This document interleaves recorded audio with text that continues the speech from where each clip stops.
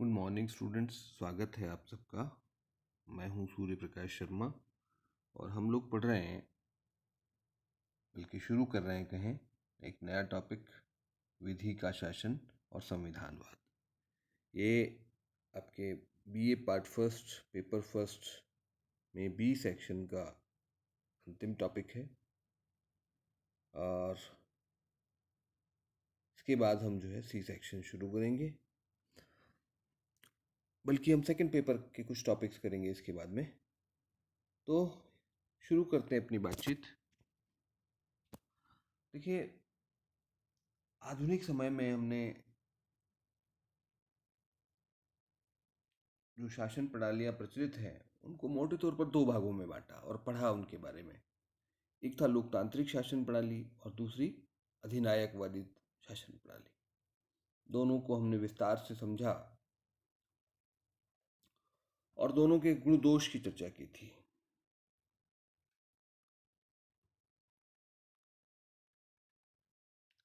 जो लोकतांत्रिक प्रणाली है उसको हम संवैधानिक प्रणाली भी कहते हैं, शासन भी कहते हैं। और जो अधिनायकवादी है उसको स्वेच्छाचारी या सर्वाधिकारवादी, दोनों जैसी भी उनकी स्थिति है। स्वेच्छाचारी तो होते ही हैं, साथ में कुछ सर्वाधिकारवादी भी होते हैं। ये मैंने आपको उस वक्त बताया था जब हमने अधिनायकवाद पढ़ा था। आज हमें बात मुख्य रूप से जो लोकतांत्रिक प्रणालियां हैं उनकी करनी है और संविधान पर आधारित जो प्रणालियां यानी संवैधानिक होती हैं, संवैधानिक शासन होते हैं, उनकी बात हमें मुख्य रूप से करनी है। जो लोकतांत्रिक या संवैधानिक शासन प्रणालियां होती हैं, संविधान पर आधारित शासन प्रणालियां होती हैं, वो विधि का शासन की जो अवधारणा है उस पर आधारित होती हैं। रूल ऑफ लॉ की जो अवधारणा है उस पर आधारित होते हैं लोकतांत्रिक शासन। विधि का शासन और संविधानवाद, ये दोनों जो है उदारवादी लोकतांत्रिक प्रणाली की आधारभूत विशेषताएं होती हैं। हमने, हालांकि अभी हमने पढ़ा नहीं है, इसको हम पढ़ेंगे। दो विचारधाराएं मुख्य रूप से प्रचलित रही हैं, उदारवाद और मार्क्सवाद, साम्यवाद। तो जो उदारवादी शासन प्रणाली, विचारधारा पर आधारित शासन प्रणालियां हैं, उनका जो आधार है वो संविधानवाद और विधि का शासन, ये दो विचार जो है उनमें प्रभावी रहे हैं।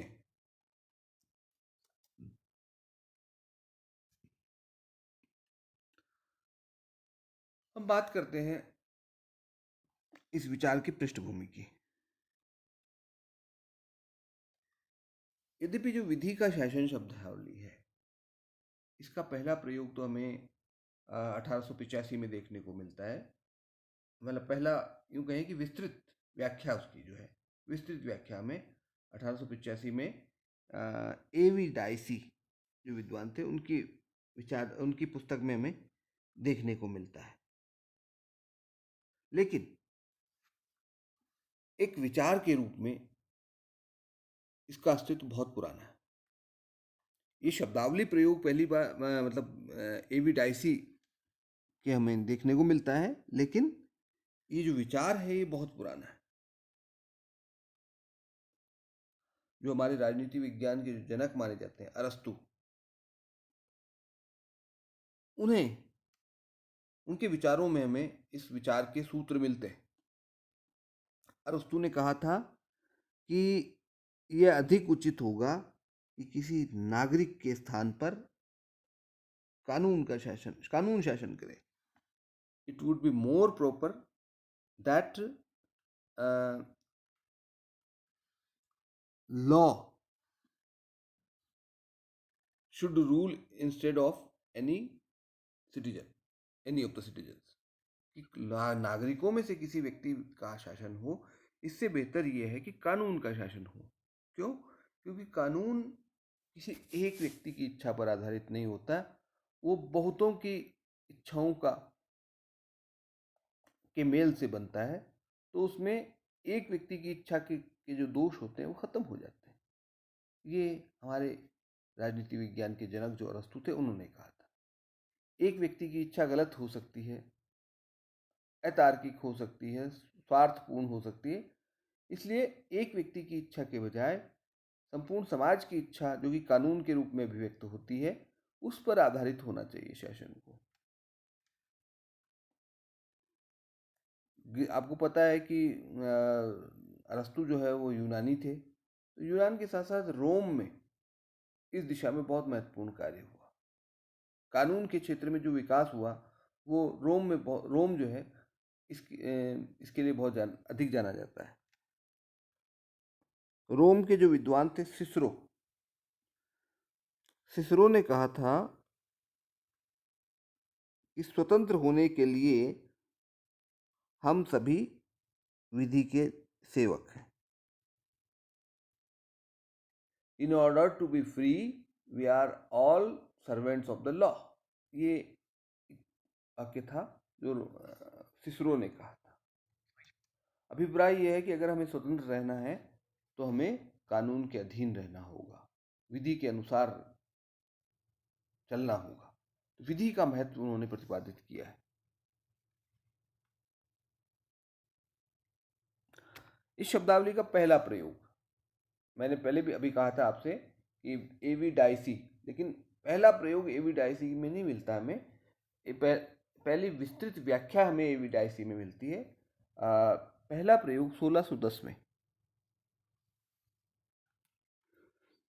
इंग्लैंड में हाउस ऑफ कॉमन्स द्वारा एक याचिका प्रस्तुत की गई थी। उसमें इस शब्दावली का प्रयोग देखने को मिलता है। सम्राट को याचिका भेजी थी हाउस ऑफ कॉमन्स ने, उस याचिका में इस शब्दावली का प्रयोग हमें देखने को मिलता है। इसके बाद 1644 में एक विद्वान थे सैमुअल रदरफोर्ड। उनकी किताब थी लेक्स रेक्स। लेक्स रेक्स का मतलब लॉ इज किंग। इसमें इस विचार की अभिव्यक्ति होती है। इसको सैद्धांतिक आधार प्रदान किया। उन्होंने कहा कि जैसे पहले रेक्स लेक्स था, अब उसके विपरीत लेक्स रेक्स हो गया है। रेक्स क्या होता है? लेक्स माने होता है लॉ, कानून, और रेक्स माने राजा।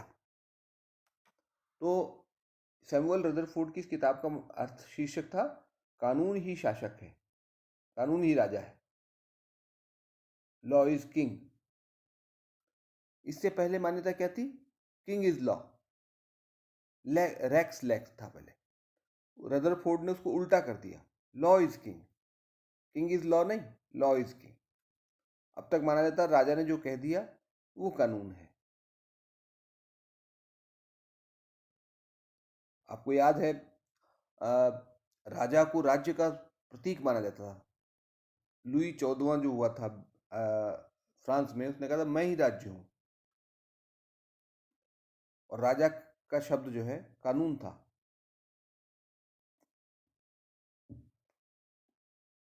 तो उसके विपरीत सैमुअल रदरफोर्ड ने कहा कि नहीं, राजा कानून नहीं बल्कि कानून को राजा होना चाहिए।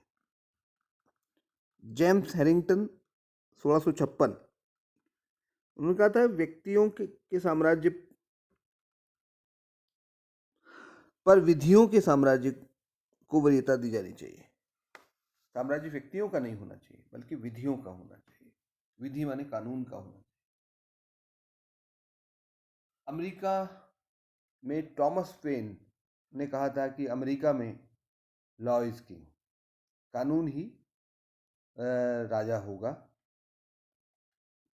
और उन्होंने ये कहा कि जिस प्रकार जो निरंकुश शासन होते हैं, तानाशाही वाले शासन होते हैं, वहां पर राजा ही कानून होता है। इसके विपरीत स्वतंत्र देशों में विधि को राजा होना चाहिए, कानून को राजा होना चाहिए।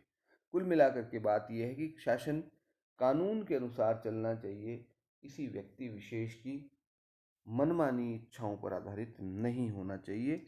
ये इस सारी चर्चा का सार है।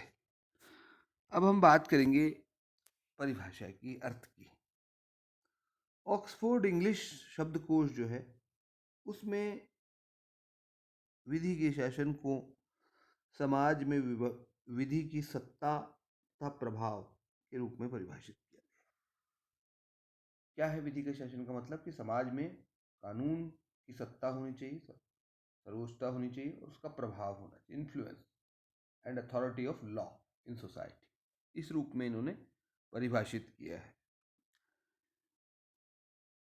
इसको आगे बढ़ाते हुए इसमें कहा गया है कि ये एक ऐसा सिद्धांत है जिसमें समाज के सभी सदस्य समान रूप से सार्वजनिक रूप से घोषित विधिक संहिताओं तथा प्रक्रियाओं के अधीन समझे जाते हैं।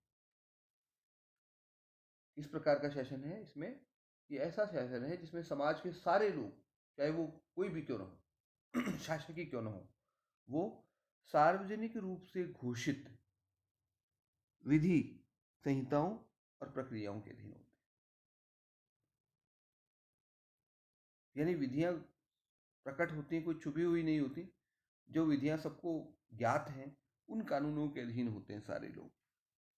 इसी को कहते हैं विधि का शासन। विधि का शासन का अर्थ क्या है? विधि निर्माताओं, विधि को क्रियान्वित करने वाले अधिकारियों तथा न्यायाधीशों सहित सभी व्यक्ति समान रूप से विधि के अधीन, चाहे वो शासक हो चाहे शासित हो। कहने का मतलब ये तीन जो बताए गए, विधि निर्माता, विधि को क्रियान्वित करने वाले और विधि के अनुसार न्याय करने वाले, ये शासक वर्ग का हिस्सा है और बाकी जनता है। तो ये सारे लोग जो हैं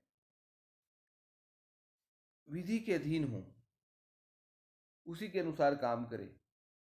यानी जो विधि आम जनता पर लागू है वो उन पर भी लागू हो, तो हम इसको कहते हैं विधि का शासन।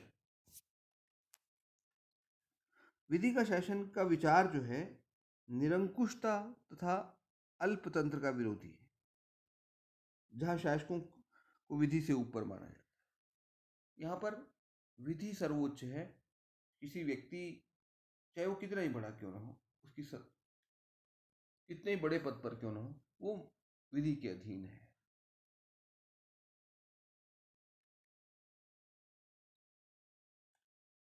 ये व्यक्ति विशेष की इच्छा के स्थान पर स्थापित विधियों तथा प्रक्रियाओं के अनुसार शासन। शासन जो स्थापित विधियां हैं, जिसकी जानकारी सबको है, जो सार्वजनिक डोमेन में है, पब्लिक डोमेन में है, उन विधियों और उन विधियों के क्रियान्वयन की जो पद्धतियां हैं, उनके अनुसार शासन। ऐसा नहीं कि आज कुछ मैंने, शायद राजा ने कह दिया कि नहीं आज ये कानून है कल वो कानून है, ऐसा नहीं। कानून स्पष्ट रूप से सबको पता होना चाहिए और किस प्रकार से वो लागू होगा ये सबको पता होना चाहिए। इसी बात को थॉमस फुलर ने बड़े छोटे से एक वाक्य में कहा है कि be you ever so high, चाहे तुम कितने ही ऊंचे क्यों ना हो, कितने ही बड़े क्यों ना हो, the law is above you, कानून तुमसे ऊपर है। हम अक्सर सुनते हैं कानून के हाथ बड़े लंबे होते हैं, वो यही बात है कि सभी लोग कानून के अधीन हैं। अब हम इसके जो मुख्य प्रतिपादक हैं इस विचार के, एवी डाइसी की बात करते हैं। एवी डाइसी एक ब्रिटिश विधिवेत्ता थे, इंग्लैंड के एक विधिवेत्ता थे, जिन्होंने 1885 की उनकी किताब है an introduction to the law of the constitution, उसमें इस विचार का विस्तार से प्रतिपादन किया था।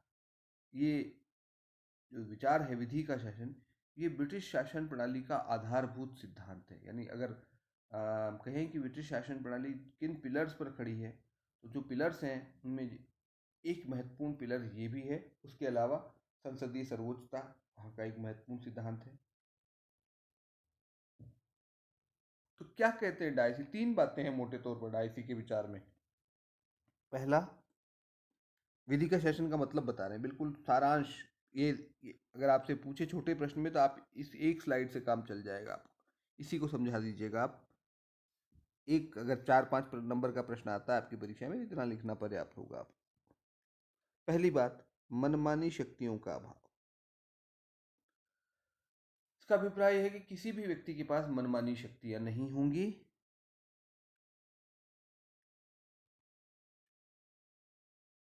किसी व्यक्ति को तभी दंडित किया जा सकेगा जब उसने किसी विद्यमान विधि का उल्लंघन किया हो।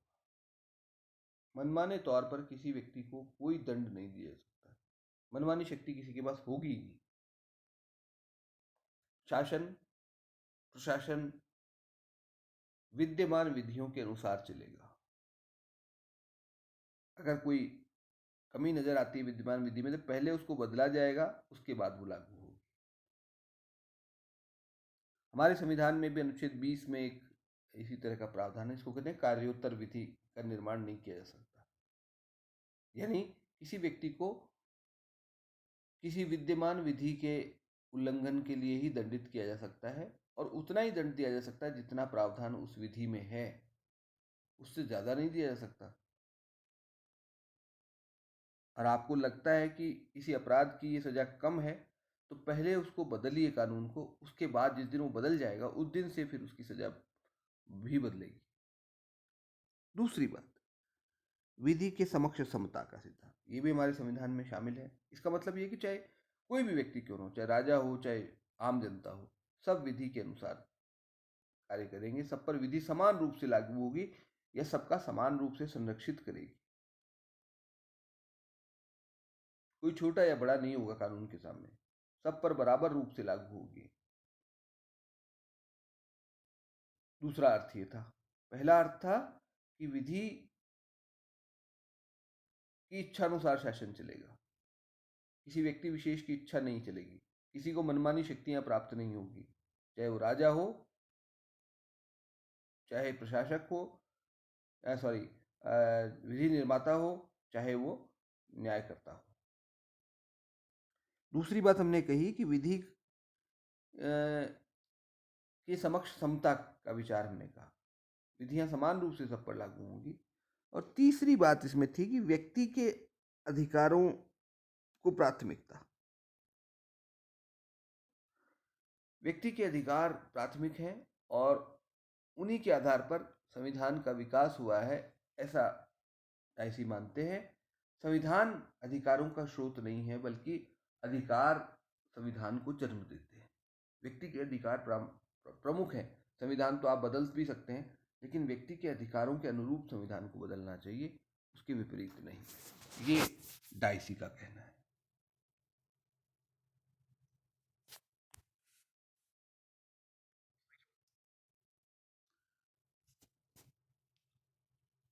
अच्छा, इसकी एक आधुनिक व्याख्या भी हमें मिलती है। लॉर्ड बिंगम, वो क्या कहते हैं, लॉर्ड बिंगम ने एक भाषण दिया था हाउस ऑफ लॉर्ड्स में 2006 में, तारीख लिखी हुई है 16/11। उस भाषण में उन्होंने इस सिद्धांत को समझाया, जिसको कि विधि के शासन की आधुनिक व्याख्या कही जाती है। जो पिछली हमने देखी वो परंपरागत व्याख्या थी। अब आधुनिक व्याख्या क्या है, क्या फर्क आ गया उसमें कुछ नई चीज़ें जुड़ गई, उनको हम यहाँ देखेंगे। पहली चीज़, वैसे आप इसको न भी लिखे तो कोई दिक्कत नहीं है, मैं आपको फिर भी समझा रहा हूँ संक्षेप में, आपके लिए ज़रूरी नहीं है इसको, आपकी जो किताबें हैं उनमें नहीं मिलेगा आपको। उनके अनुसार क्या है, विधि के शासन के विद्यमान सिद्धांत का अर्थ यह था कि सभी सार्वजनिक तथा निजी व्यक्ति, सार्वजनिक का मतलब जो सार्वजनिक पदों पर बैठे राजा है, मंत्री हैं, वो, या सार्वजनिक तथा निजी व्यक्ति सार्वजनिक रूप से घोषित भविष्यलक्षी, सार्वजनिक रूप से घोषित माने जिसका सबको मालूम है, सबको जानकारी है, जैसे माने गजट में प्रकाशित होता है कोई भी कानून बनता है तो भविष्यलक्षी, भविष्य में लागू हो रहे हैं, पीछे से लागू नहीं हो सकती। कोई कानून आज बना है ऐसा नहीं हो सकता 2 साल पहले से लागू कर देंगे, नहीं, ऐसा नहीं होता। तथा न्यायालयों द्वारा सार्वजनिक रूप में प्रशासित विधियों द्वारा बाध्य तथा उनके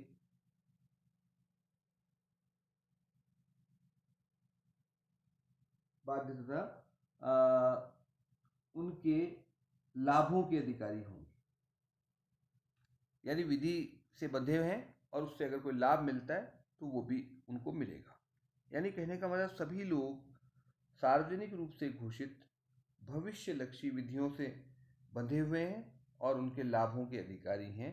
इतना सा सार है इनकी व्याख्या के अनुसार। इन्होंने 8 बातें बताई हैं विधि के शासन के लिए, जो 3 बताई थी एवी डाइसी ने उसकी जगह 8 बातें बताई। पहली, विधि स्पष्ट तथा सुगम होनी चाहिए।